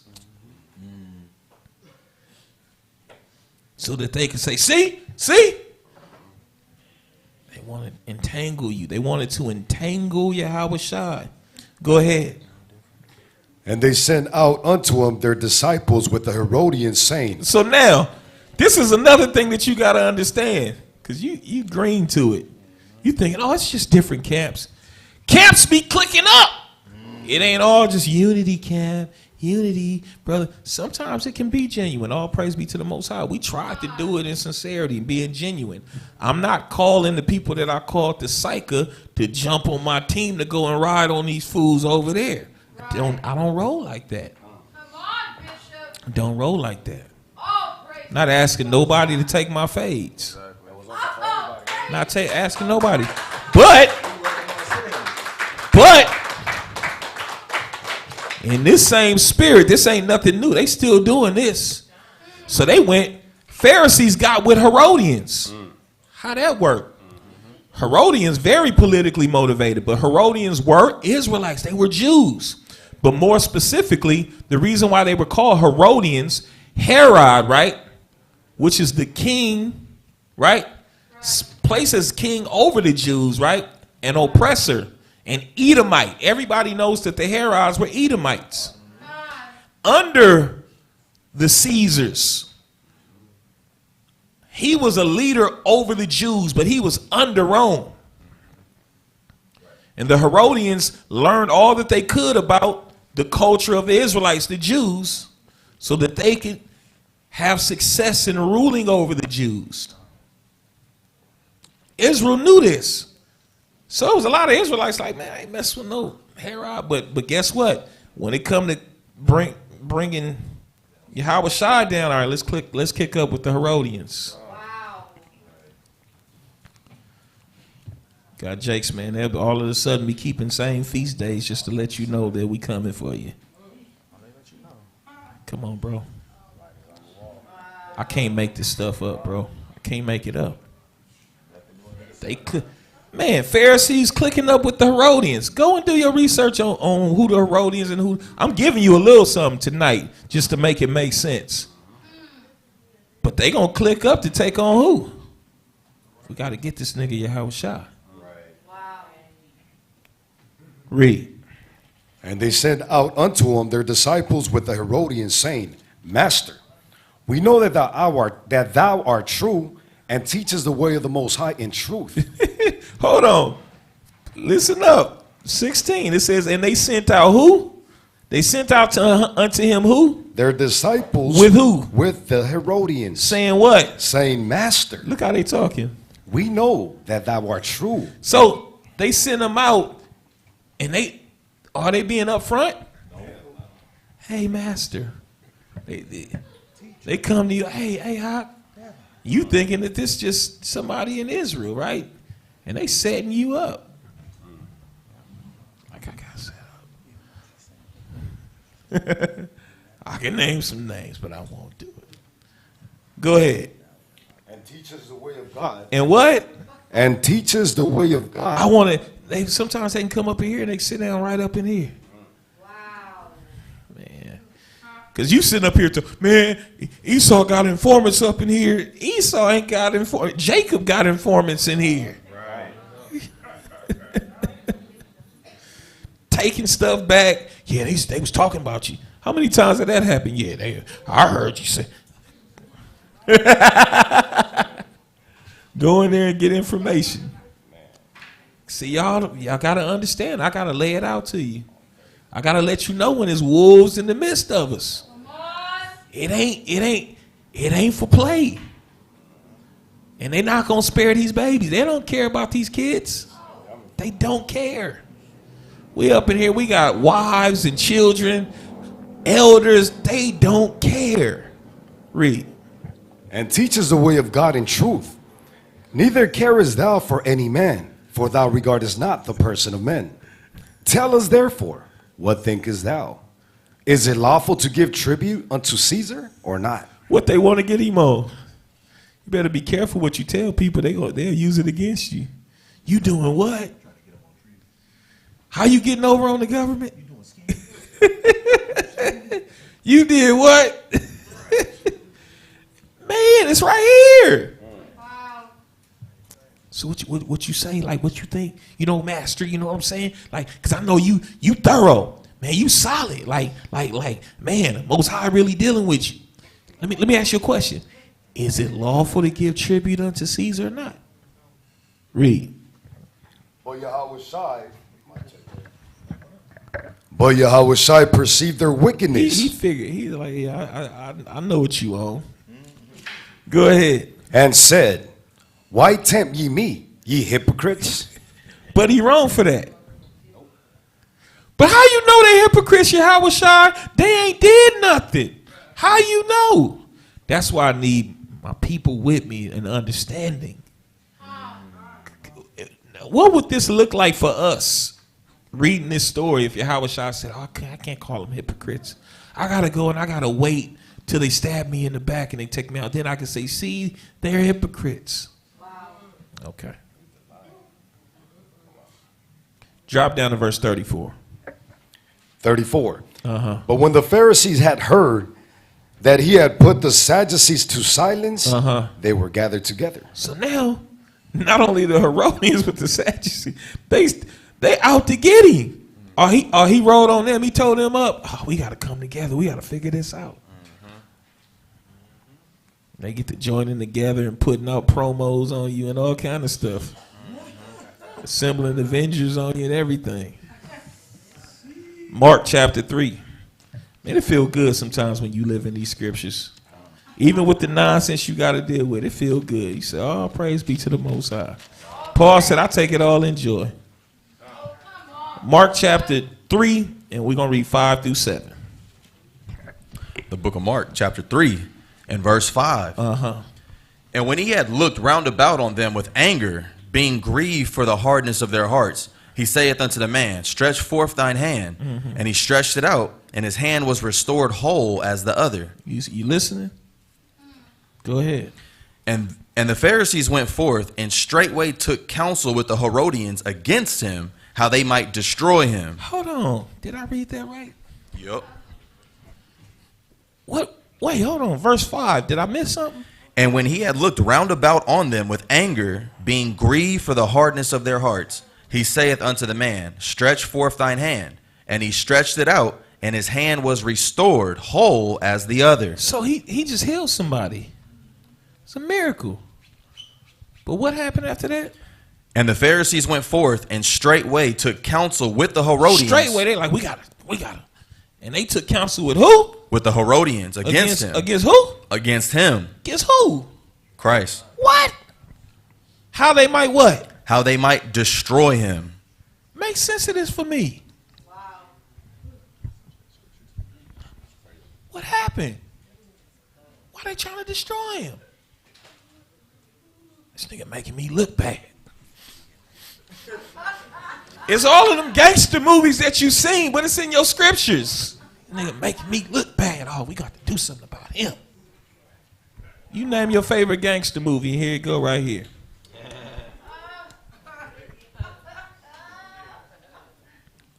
Verse 7. But Yahushua withdrew himself with his disciples to the sea, and a great multitude from Galilee followed him, and from Judea. But Yahushua withdrew himself with his disciples to the sea, and a great multitude from Galilee followed him, and from Judea. He had to get up out of there because they was trying to kill him. Matthew 27.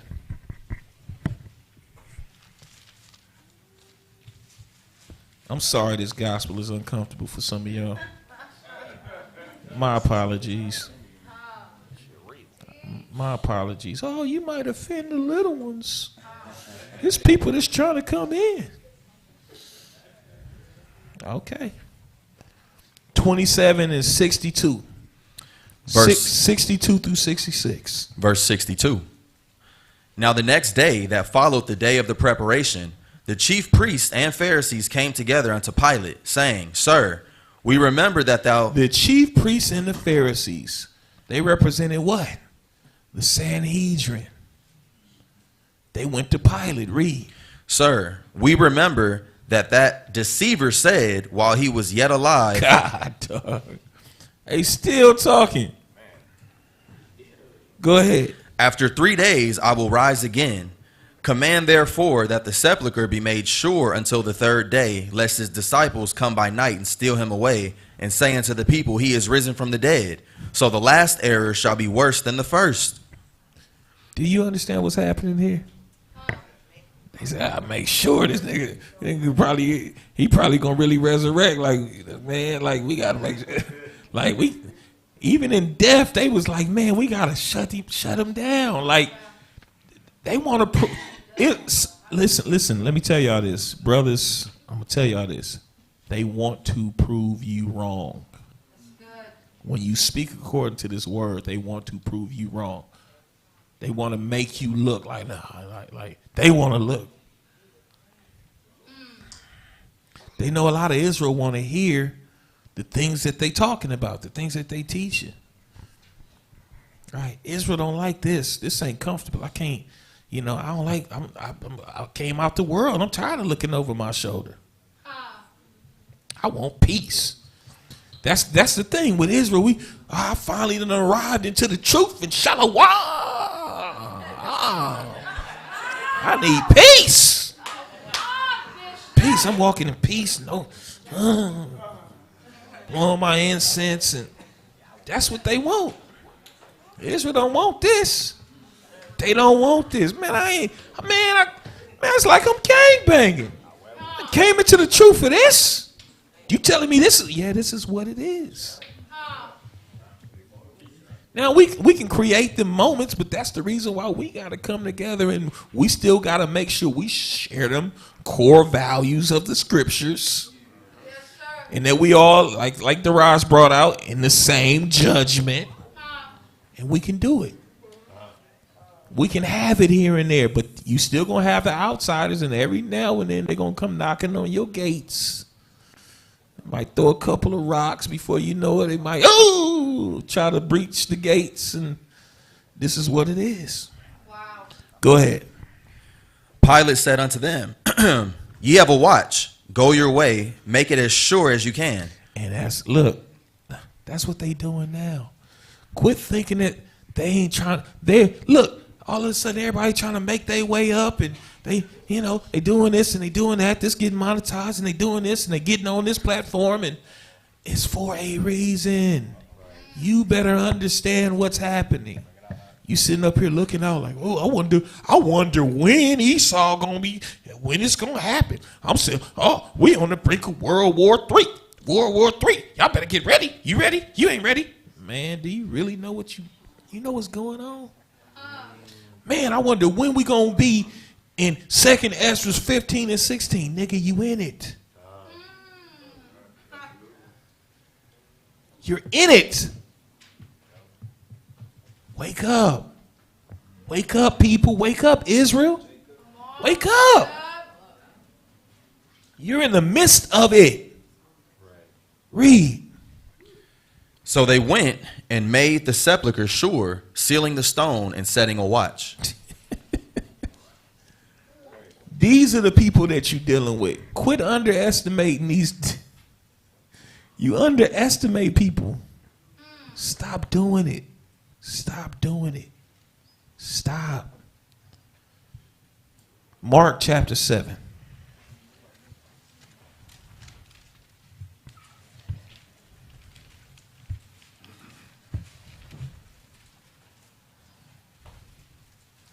Verse 5 through 7. Verse 5. Then the Pharisees and the scribes asked him, Why walk not thy disciples according to the tradition of the elders, but eat bread? Do that sound familiar? Those of y'all, because some of y'all, you don't pay attention to nothing. But some of y'all pay a little bit of attention, and you be online and you talk to Israelites in camps, and what's the talk like? Huh? Do this sound familiar? You gonna say something? Go ahead. I was gonna say very familiar. There's certain, what do I want to call it? There's certain groups that are a majority, and the moment that you disagree with something and you have sound biblical proof, this is where we get to it. This is what we always been teaching. This is what it's always been. See, y'all got that bug out doctrine. It's like, no, it's solid. It's right here. Elders? They say anything about the elders? How often do they talk about they the love elders? to big up the elders. It's all these men been in the truth doing the works for 162 years. That brother been in the truth since the 80s. That one since that brother been in the truth since you was born. Their tradition's still wrong and wicked. So what? And some people join certain camps Based off of the elders. Yeah, so that they can say, well, I'm a part of. I learned under elder such and such. There you go. I learned under priest such and such. I learned under general, apostle, bishop such and such. For leverage. Verse 5. Then the Pharisees and the scribes asked him, Why walk not thy disciples according to the tradition of the elders, but eat bread with unwashed hands? So now, remember that thing that I was talking about earlier, how the Pharisees are operated? Mm-hmm. Right? He getting pressed. He said, man, well, that ain't how we do it. Why y'all doing it that way? Because we've been doing it this way. Like, hold on, what you doing? Read. He answered and said unto them, Well hath Esaias prophesied of you hypocrites, as it is written, this people honoreth me with their lips, but their heart is far from me. Hold on. Well has Isaiah, which is Isaiah, prophesied of you hypocrites. As it is written, this people honoreth me with their lips, but their what? Their heart is far from Their me. mind is far from me. Come on. Far from me. But you sitting up here pressing me about what? Verse 7. Howbeit in vain do they worship me, teaching for doctrines the commandments of men. Commandments of men. Well, my elder, there's so-and-so. And Wow. what these scriptures say? Bring it out. 2 Peter. Go ahead.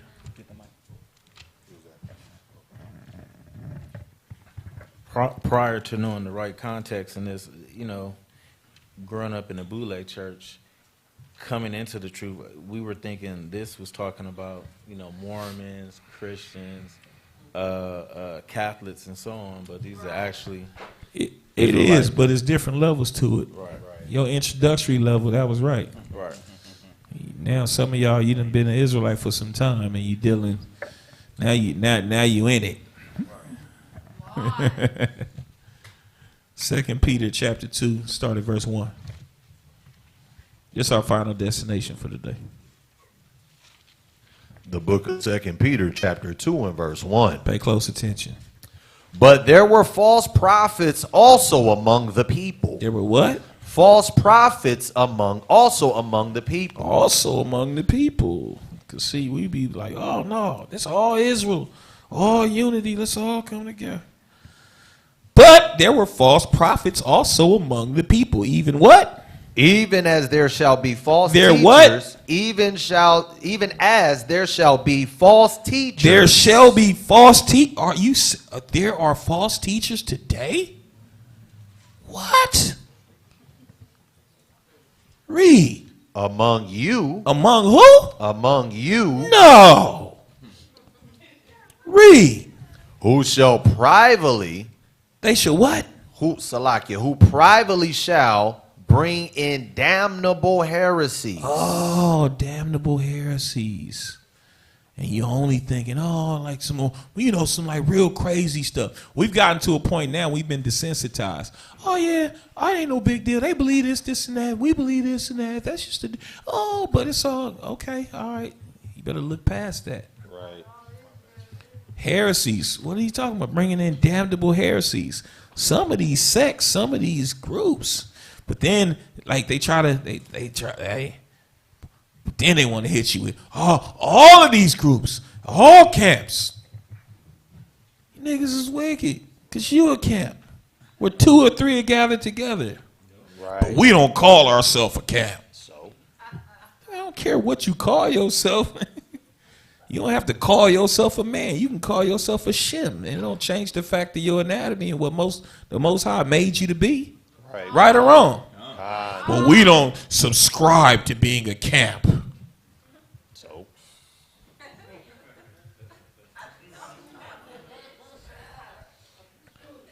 And y'all sitting up, it's a bunch of foolishness. Go ahead, read.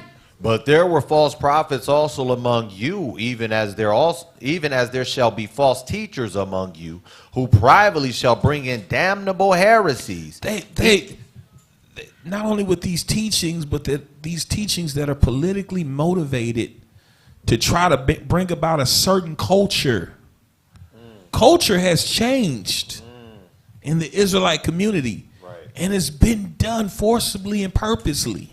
You think this is just what we going to. Why are certain things beginning to trend and we're falling away from certain things and going towards certain things? That's not being done by happenstance. Right. And then it's no different than the industry. They're telling you, listen to this. Oh, these are your top rappers. It's no different. It's no different. And it's actually worse because you're thinking, oh, this is the truth. This is righteous. No, you got to be careful. Oh, bro, it's all love, man. See, listen to that nigga Tazaya one. That nigga, man, watch that nigga. Read. That shall bring in damnable heresies, even denying the Lord that bought them, and bring upon themselves swift destruction. Listen up, verse 2. And many shall follow their pernicious ways. Pernicious, meaning what? Many shall follow. Pernicious, having a harmful effect, especially in a gradual or subtle way. Things that are done that are suddenly pushing us in a different direction or in a certain direction. And you're thinking, oh, it's not a big deal. That's just what we own. That's what we're doing. And you don't realize what's happening. How politically motivated and intentional things are being done. The type of culture that's being created. Talk about it. Go ahead. Many shall follow their pernicious ways. And many shall follow their pernicious ways, by reason of whom the way of truth shall be evil spoken of. True nation, man. Wow. Gang banging. They've been calling me Suge Knight for how long? We got hatred in our heart. We hold grudges. Gang banging. I done had people literally come from other places in the United States of America and finally get comfortable enough and be like, whoa, this ain't what I thought it was. And ask certain questions and ask them outright like what they say about us. One guy had me laughing because this has happened on a number of different occasions. I'm like, what they say about me? Hey, I said, they say I'm really that bad. They was like, man, they say you like the boogeyman.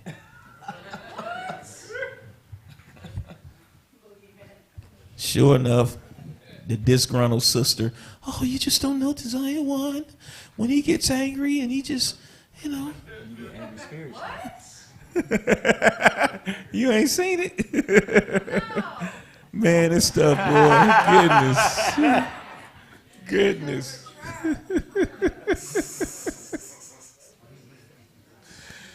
It's wild. It is wild. But this is the truth. This is what we in. Wow. This is the truth. Go ahead and read. Verse 3.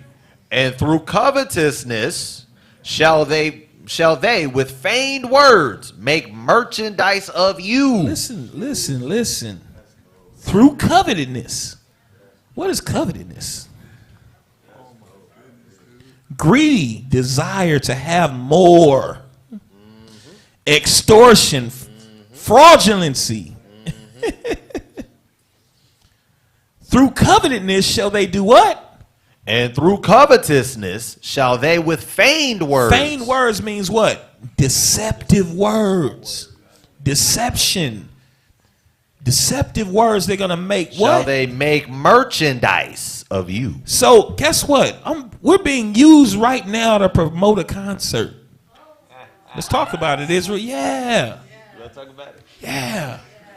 Promo song and everything to promote it. They will make merchandise of you.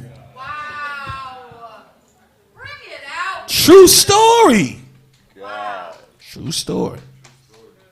Wow. Go ahead. Whose judgment now of a long time lingereth not, and their damnations and their damnation slumbereth not. Go ahead. For if let me see that one. For if God, Salakia, verse 4. For if God spared not the angels that sinned, but cast them down to hell, and delivered them into chains of darkness, to be reserved unto judgment, and spared not the old world, but saved Noah, the eighth person, a preacher of righteousness, bringing in the flood upon the world of the ungodly, and turning the cities of Sodom and Gomorrah into ashes, condemned them with an overthrow, making them an ensample unto those that after should live ungodly. What's happening here? He just gave you, he said, for the record, These are all of the times I came and I lit stuff up and destroyed, and I don't know why y'all think that I'm not getting ready to come back again. I don't know why y'all think that you could do the stuff that y'all doing and think that you're getting away with it. Right. I don't know why you think you're getting away with this. That's what he's saying. Read. And delivered just Lot, vexed with the filthy conversation of the wicked. So what happened with Lot? He was vexed with what? He was vexed with the filthy conversation of the wicked. Where most of these conversations happening now? Social media. Read. For the righteous man dwelling among them. They call you judging matters and rebuking people. They call that unrighteous. But Jake's be doing all kind of foolishness, and it's all good. Read. Verse 8, for the righteous man dwelling among them in seeing and hearing, vexed his righteous soul from day to day with their unlawful deeds. Go ahead. The Lord knoweth how to deliver the Lord knoweth how to deliver the godly out of temptations. Oh, now I got a call in the text. What? Go ahead and read. The Lord knoweth how to deliver the godly out of temptations, and to reserve the unjust unto the day of judgment to be published. You see that? Most High know how to get you. Sometimes he uses battle axe. Sometimes he uses other things, but he gonna get you. Go ahead. But chiefly them that walk after the flesh in the lust of uncleanness, and despise government. Presumptuous are they, self-willed. They are not afraid to speak evil of dignities. Ain't afraid. Desire one, and then do it in a slick way, and then be like, "Oh, this ain't a diss. It's my truth.